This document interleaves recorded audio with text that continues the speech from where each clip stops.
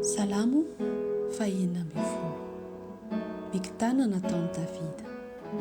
Arovy aho, Andriamanitro, fa mialoka aminao aho. Hoy izao ny amin'ny Tompo. Tompoko ianao. Tsy misy soa ananako azo hoharina aminao. Ary ny amin'ny olona masina ambony tany, ireo no olona tsara laza izay sitrako indrindra. Ho be ny fahoriana izay manova an'Andriamanitra takalo ny hafa.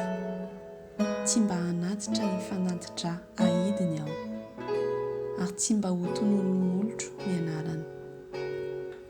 Ny Tompo no anjara lovako sy kapokako. Ianao no mampaharitra ny anjarako. Ny voafaritra ho anjarako dia eo amin'ny tany mahafinaritra. Eny, mandova tsara aho.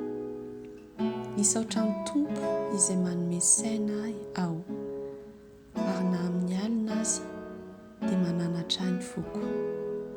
Ataoko eo anatrehako mandrakariva ny Tompo, fa eo kavanako izy, ka dia tsy hangozohozo aho. Izany no hifalian'ny foko sy ravoravon'ny fanahiko. Eny, ny nofoko aza hitoetra tsy manana iay. Fa tsy ho fonao ho any amin'ny fiainatsita ny aiko. Tsy hamela ny indray masina ho latsaka ao amin'ny lavaka ianao. Ampafantatray ny lalanainy ianao.